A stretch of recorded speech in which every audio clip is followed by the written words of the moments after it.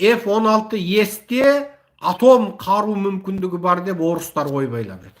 Орыстар ойбайды салып, санын сабалап, бетін жыртып, шашын жайып, бай өлген қатын құсап, долданып, еңіреп, жылап, еңірегенде етегі жасқа толып жатыр. Оны Бизнес Инсайдердағы Ресей Украинаға берілген F-16S бомбалаушы жойғыш ұшағында ядролық қару мүмкіндігі бар деп байбалам салып жатыр деген мақаладан сіздерге қазір аударып жеткіземіз. Ресей Украинадағы F-16 ұшақтарының ядролық қаруға қабілетті екенін айтып, наразылық білдірді. Дегенмен ол жерде орналастырылған әскери ұшақтардың түрлері ядролық қаруды тасымалдай алады. Ресей дүйсенбіде Украинадағы F-16 ұшақтары ядролық қаруға қабілетті болғандықтан оларды экспансия ретінде қарастыратынын айтты. Сыртқы істер министрлігі ұшақтардың жеткізілуін мақсатты түрдегі арандатушылық ретінде қарастыратынын мәлімдеді. Сонымен қатар Украина қолданып жүрген әскери ұшақтар да ядролық қаруды орналастыру үшін техникалық жабдықталуы мүмкін. Ресей дүйсенбі күні F-16 ұшақтарының Украинаға келуін ескертіп, ақш әскери ұшақтарының ядролық қару платформасы ретіндегі әлеуетін ескере отырып, мұны қауіп ретінде қарастыратындығын айтты. Ұшақтың қандай модификациясы жеткізілетініне қарамастан, біз оларды ядролық қаруға қабілетті деп санаймыз, және ақш пен НАТО-ның бұл қадамын мақсатты арандатушылық деп санаймыз делінген Ресейдің сыртқы істер министрлігінің мәлімдемесінде. Хабарды Спутник медиасы жариялады. Министрлік солтүстік Атлантикалық шарт ұйымының Ұлыбританиядағы соғысты қиын массаға жеткізіп, жарылатын деңгейге апарғанын айтып, қатаң айыптады. Украина жақын арада НАТО мүшелерінен алғаш рет уәде етілген F-16 ұшақтарын алады деп күтілуде. Бельгия, Дания, Норвегия және Нидерланды Киевке бірнеше ондаған F-16 ұшағын беруге уәде берді. Ал Украин ұшқыштары ұшақтарды пайдалануды үйренеді.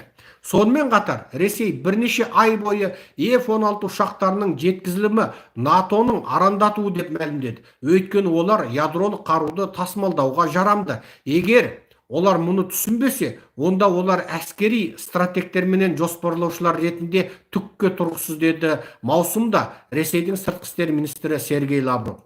Бірақ тек F-16 ұшақтарының Ресейге қарсы кез келген ядролық соққыға қалай айтарлықтай өзгеріс әкелетіні белгісіз. Өйткені Украина пайдаланып келген кейбір кеңестік әскери ұшақтар, мысалы Су-24 және МиГ-29 да ядролық қаруды тасымалдау үшін модификациялануы мүмкін. Су-24-тің осыған байланысты мүмкіндігін тіпті Ресейдің одақтасы болған Беларусьте дәлелдеді. Ол 2022 жылдың тамызында өзінің әскері Су-24-терін тактикалық ядролық оқ-дәрілерді тасымалдау үшін өзгерткенін жариялаған болатын. Минскі батыстың қоқан лоққыларына жауап ретінде ядролық қаруды орналастыруға дайын екенін мәлімдеген. Енді осыдан қараңыздар, Украинаға F-16S беріледі. Енді орыстар байбаламсап жатыр. Ойбай, F-16S'те ядролық қару ататын мүмкіндік бар, яғни атом бомбасын ататын мүмкіндік бар, ойбай деп жатыр. Бірақ бұл мақалада, Бизнес Инсайдердің осыдан 6 сағат бұрын жариялаған бұл мақаласында Ресейдің Советтен қалған ескі ұшағы МиГ-29-да да, Су-24-те де ядролық қаруды ататын мүмкіндік бар. Енді бұған орыстар неге байбалам салып жатыр дегендей таңырқасты айтады. Енді бұл жерде Ресейдікі мынау ғой. Мен бір бейбіт, бейуаз елді, Украинды, мен бомбалай берейін. Мен қаласын қиратайын, мен театрын қиратайын, мен докторханасын, емханасын, туытханасын, балабақшасын қиратайын, зымырандарымды атайын, халқын өлтірейін. Бірақ сен Америка, Еуропа көмектеспе дейді ғой қысқасы. Көз алдыңыз елестетіңіз, бір аулыңызда бір орыс бар дейік, өзі алқаш, өзі жуан, жұдырығы жуан, өзі қаруы бар, пышағы бар, жаңа кездігі бар, қылышы бар, сойылы бар, шоқпары бар, ұлдары көп, ұлдарды өзі сияқты алқаш әскері көп, мысалы 140 миллион ұлы дейік, кейбіреусі асырап алған ұлдар дейік, қатынның бұрынғы байынан алып келген ұлдар дейік, жаңа 6 ұлы бұрынғы байынан 14 ұлы өзінікі дақ баяғы. Жоқ, 8 ұлы өзінікі, 6 ұлы қатын еріп келген дақ баяғы. Енді Ресейде 140 миллион халық бар ғой, оның 60 миллионы орыс емес, 80 миллион орыс.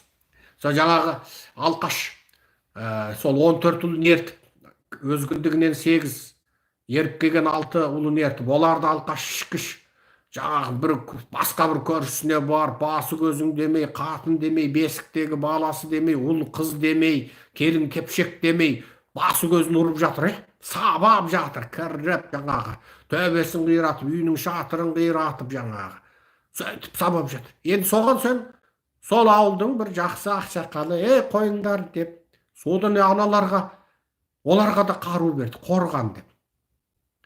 Сосын әгі қылыш семсерден қорғанатын дулыға берді.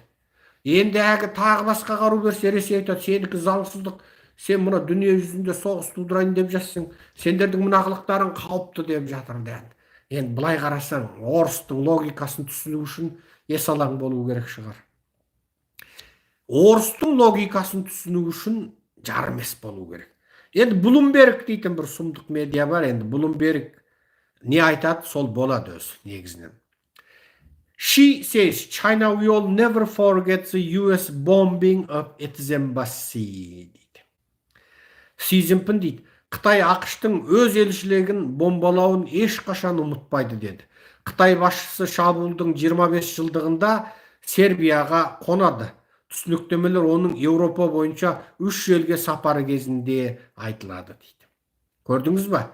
Бұл 25 жылдың алдында Югославияға жаңағы соғыс ашылған кезде, Югославияда ғана Милошевич албандарды қынадай қырғанда, Қытайдың елшілігі Американың F-11 ма бірдеңе бір сұмдық қаруының бөлшегін югославиялықтар Қытайдың елшілігінің жертөлесіне әкеп тығады ғой. Содан Қытай Пекиннен адамдарын алдырып, ана қаруды фотоға түсіріп бөлшектеп, қай жерінде не бар соны копиясын жасауға тырысып жатқанда Америка алады да Қытайдың елшілігін жарып жібереді. Соған 25 жыл болған. Көрдіңіздер ма? Бұл оқиға 1999 жылы болды. Биыл 2024, соның 25 жылдығында Ши Цзиньпин біз ұмытпаймыз, бұдан жаңағы ешқашан ұмытпаймыз деп отыр. Ешқашан ұмытпаймыз деп отыр. Бұл енді өте сұмдық оқиғалардың сұмдығы. Енді өте маңызды бір ақпарат. Бұл енді бұл Катрина Путуздың бұл мақаласын мен әлгінде сіздерге жаңағы аудардым, толық аудардым деп айттым ғой. Бұл Дипломат журналында мақала. Central Asian Presidents to be guests of honor for Russian Victory Day парад дейді. Көрдіңіздер ме? Бұл мақаланы мен жаңа неде жарияладым.